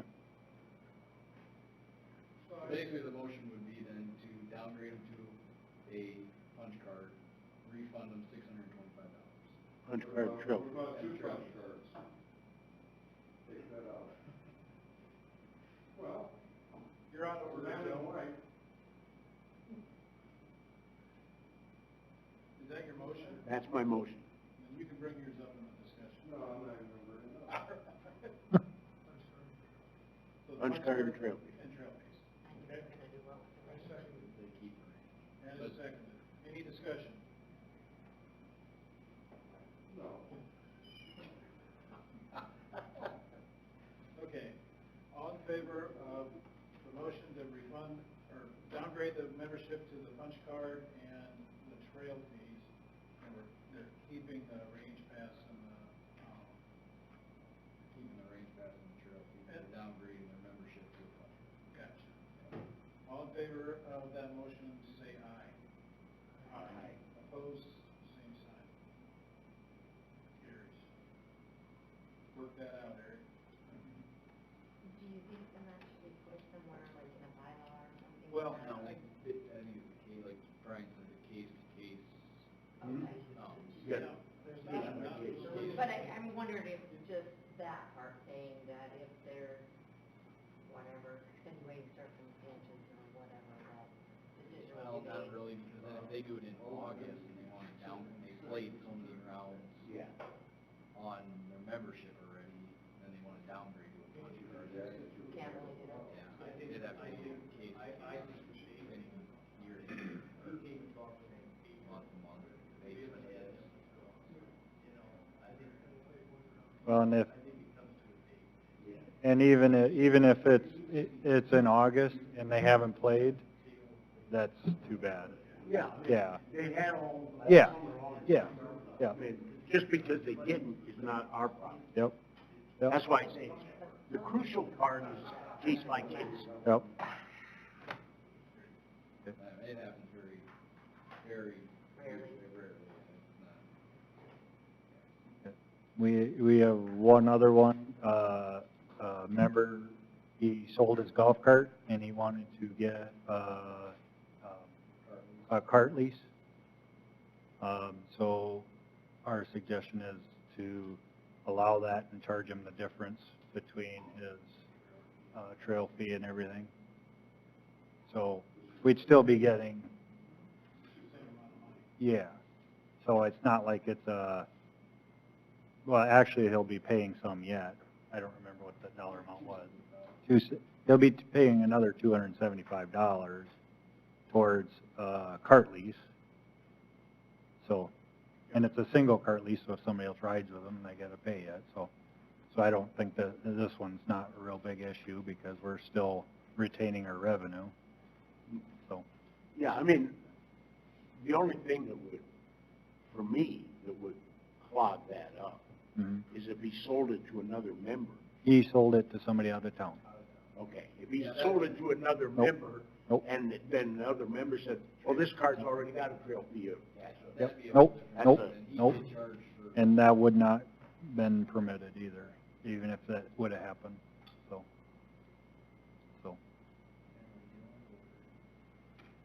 Okay, tournament schedule. You guys, I guess I can start. I don't know if we need to go through it. No. All, just if there's any questions. Questions, comments, concerns, there are, you can see on June, I discussed with Jason, I don't know if the board needs to approve them or what we need to do. There's a new one that wants to be on the thing for June 21st or 28th. It's a Mitchell Roofing and Siding fundraiser for their big fireworks show that they want to have a golf tournament. out here. I don't know if I can approve them all. Me and Jason discuss them, approve them. I had another one called today that was for the end of July, July 30th. Farm Credit Services of America wanted to have their employee golf outing out. I don't have it on here because I made these copies before they called. What do you guys want to approve all the outings? Do me and Jason discuss? I might be speaking out of line, but that's what we hired them for. Absolutely. They do their job and they hire it, and just so we get feedback, and we got two damn Well, and you'll know for the next year. and, That's what they hire for, yeah, yeah. I would agree that if you put so many terms on here that it starts affecting the membership that they can't play. So it's a fine line. Yeah. I think money has to carry. You're running the right direction for membership right now. Well, and that's one thing we're gonna have to address moving forward, is if we keep adding members like we are doing, and we get back to that 500, 600, 700 member range, we're gonna have to start taking a hard look at tournaments now. Because if we start losing them because of too many events, and those have been good for us, they've been good for the clubhouse, they've been good for the course, when we had 400 members. But if we get to 600, 700 members and we're having the same number of these, that's gonna have a detrimental effect. I think Eric's been really good in the past as far as like working on, you know, turns over to, you know, he can be on the course of 230 years. Right. Yep. He's been super. Yeah, then me and Jason, I guess, will just, because then it plays in with Maintenance. back-to-back and then maintenance of the course, so Jason and myself will talk on new ones. And Yep, I agree. Dan, you're spot on there. Let them do their thing. I did it. Just Kevin was there, and I say, hey, we got this thing, we can take it in the city, can make $2,500 on this Labor Day, you know, if you wanna take it or not. And then he, you know, because, I guess, that'd be off me for taking another one, Kevin look forward, have a good one.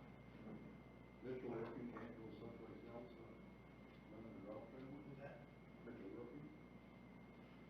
this would be a Well, brand new one. They just brought it up to me 2 days Is ago. that the 21st and 28th? Or, it's supposed to be or. So they want to host it on a Monday. It would be either the 27th or 28th, or 21st or 28th, sorry. Not doing pool. No. So just a general feel on your guys' part, how do you guys feel on how many tournaments we have? Are you comfortable with where we're at? Do you think we can fit some more? Or do you think we're getting to be too many now? I think we're pushing the envelope. Yeah. I think Eric will have a pretty good idea. I heard. Like Dan said, He's gonna catch our shit. Mm-hmm. Well, we can always look at it as how much money we're gonna bring in. There's that. Yep. You can say, well, we'll bring $2,500 in, but in the meantime, are we irritating a lot of members that can't get on or whatever? So it's a fine line, and I think we should let them have their space to do it.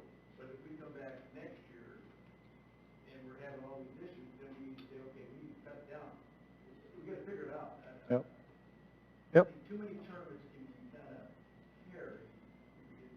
Well, the one thing I've noticed, especially with Eric and when he's been scheduling tournaments like this, he always seems to manage to time it to where you can either get out there in the morning and get teed off ahead of the tournament, or he gets the tournaments off early and then you can get out later in the day. The reverse shotgun's a big. Yeah. I mean, now, if somebody came to me and asked me how to do that, I'd send them to him. So, You're right. well, I think he does a good job of keeping the members in mind. absolutely.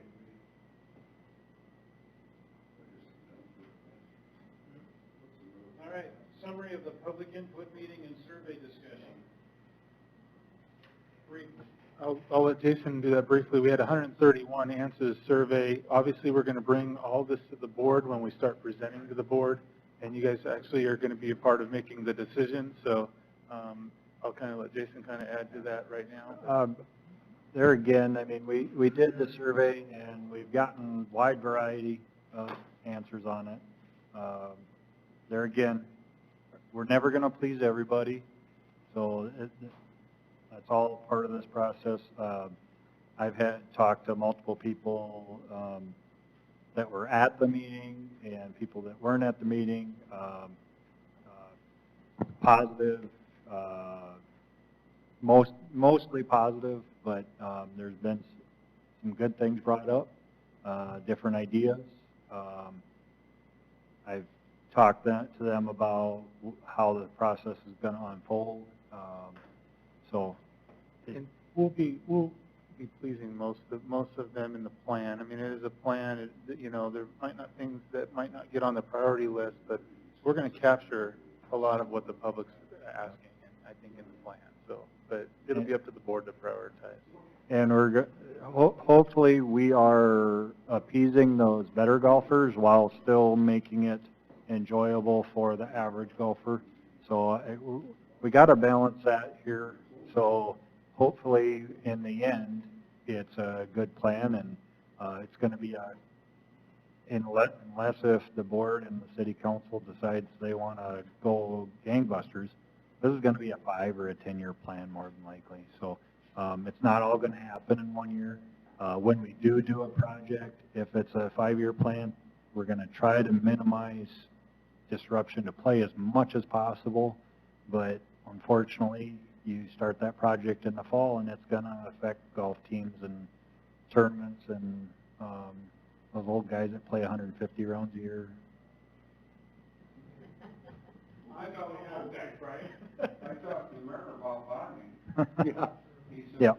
the city's pretty well bonded up for the next 4 or 5 years. Yeah. So, I mean, and it's, once we get the ideas, we'll bring it to the board. The board can make their priorities, and like I said, just because I have an idea, or Mark has an idea, or Joe Blow has an idea, doesn't mean that's absolutely what we're going to do. It's going to be a process of working through it, and then the board will decide what projects and then what timeline they would like to have it.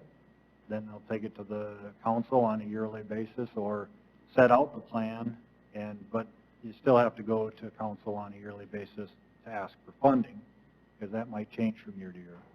And if next year it gets approved and the year after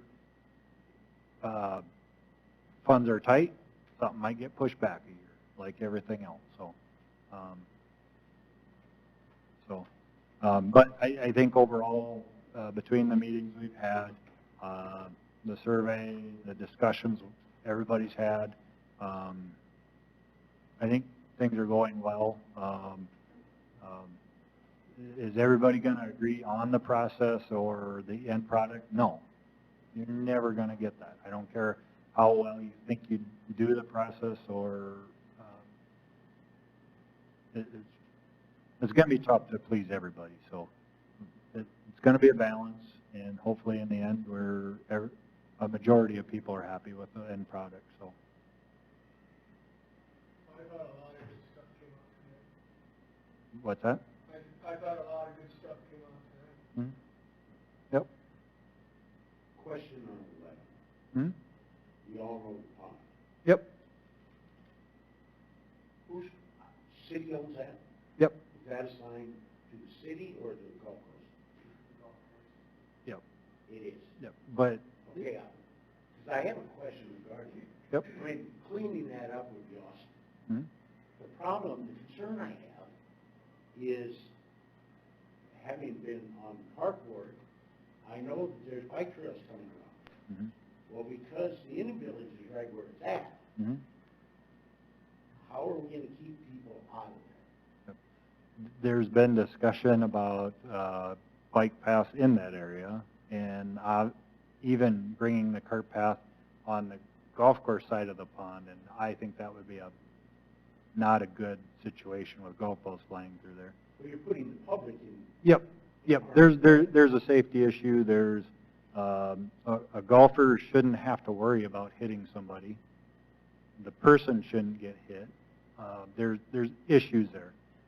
There's issues on that if you start clearing out that area and you start clearing out the underbrush, you're going to have to maintain that because you start clearing out trees and underbrush, and then you're going to get stuff growing that hasn't been able to grow for 50 years. So there's all kinds of issues there. There's all kinds of things that need to be considered before moving forward on a project like that. And the water quality in that pond is one of them. So, I mean, it's pretty green. Not right now, but it gets there. So, one gentleman today brought up the water in the existing ponds. Well, that does need to be addressed too. Obviously, that costs money. Another issue on that is where do we get that water from? Out of the lake that we're trying to clean up. So, Which one's worse? Yeah. I'll add to that too, Brian. Doing nothing in that area is not a good option either. But in any bike paths or anything that happens there has to go through this board because it is golf course. So anything that happens there will come here. And we're trying to get some forester out to help us out with the lake, and at the same time, we'll see what we can do to get them in there and help out with some of that as well. I mean, ultimately, the concern, and we've talked about this a lot, but initially, I remember when I first got on this board, the decision was that we were going to move number 11 green to the north, back around the corner. Okay, fine. But then it comes up, now they want to clean out that pond area. Well, guess what? They cleaned that out, they moved that green north. Everybody and their dogs is going to be hitting it over those trees. well, They need to clean the brush out, they gotta leave the trees that they Yeah. carry. yep. Tree that's not changing, you leave the change on, but once you don't, you go over. Yeah, but So then you're either hitting the tree going in the water, you can't take the trees down. That's ruined. Well, in anything that's done there, it's going to be taken into consideration. I mean, the big hitters, if it just, they got a green light, that's not the way we should be proceeding on this. well, it would make that hole a lot of fun for a lot of people. Yeah. You don't have to go that way. You can go around like you always do. Yep. But the problem I'm concerned with is the public going in there. If you clean it up to where it's really nice, how you gonna keep people out of there? Mm. I don't think that's an issue. Hey, On a golf course. we didn't think it was on the sportsman's club either. But in the spring of the year, like you have Easter, you have these people walking their dogs in the course every year. You guys want to tell them, hey, because they've been doing it all winter. And that lasts about 2 weeks there, probably. I don't even know if they do it anymore. You know, like the neighbors, kids home for Easter, they're out walking their dogs, going for a walk. And pretty good, yeah, they can't walk their golf course. And once you get by 3 weeks a month, they don't walk it. Well, and I mean, people walking dogs, riding bikes, just walking out there. I don't know how many people I say, you cannot be out here for your safety, and the golfer shouldn't have to worry about hitting you. So, I mean,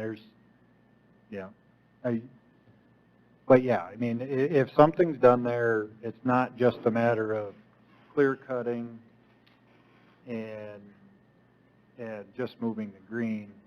If the green's moved, everything else is going to have to be taken consideration. If the green's left alone and it wants to be cleaned out, I mean, how is this going to affect this? So, I mean, it's in the grand scheme of things, until it's decided if the green's getting moved or not, or if that's getting cleaned out, until that decision's made. Like I said before, no decision has been made on any one project, so. What's the reason that you want to move the green to the corner? That was. Is that safety or something? Well, I think initially, that's what it was, Joe. The initial discussion and I wasn't on the board then, but I had been talking to Kevin for like 25 years. But the thought was to move 11 green back in a corner because it was affecting number 12's tee box. Well, that's safety, Yeah.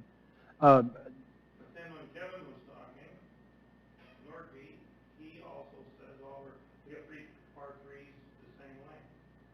So that's pretty simple. You loop those up and know Just an FYI,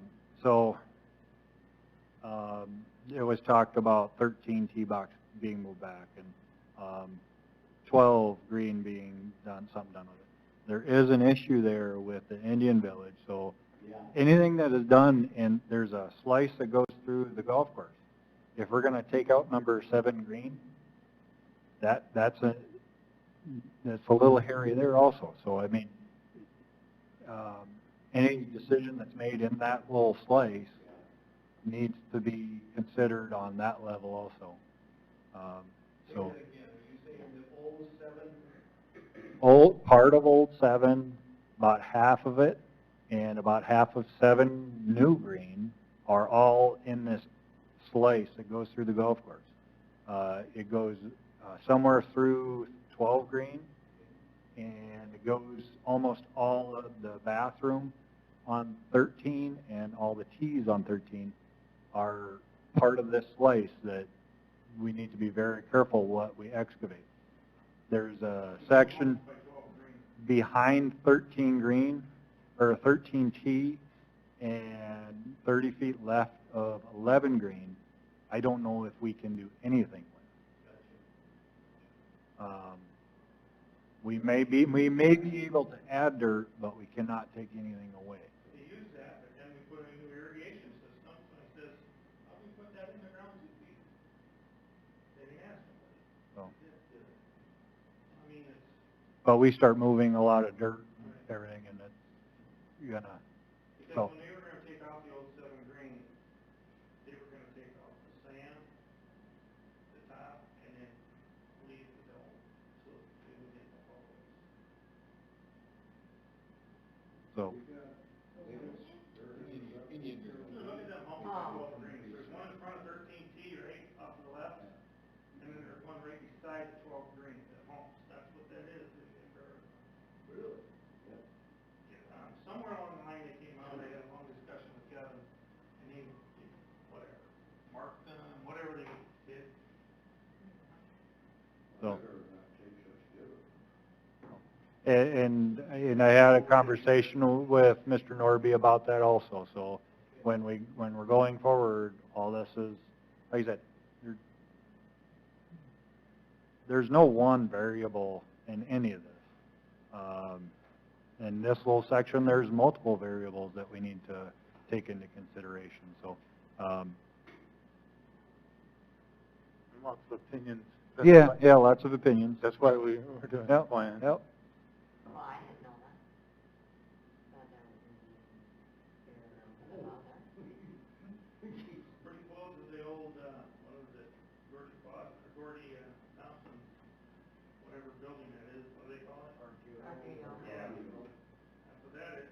And no, the moguls out on the new 9 are not Indian burials. Those were added.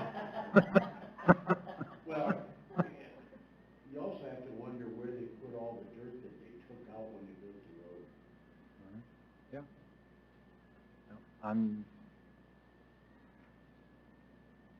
Yep. All right, with that, the next meeting date is the 14th of June. We are officially adjourned. Here's a prototype, if anybody wants to see this.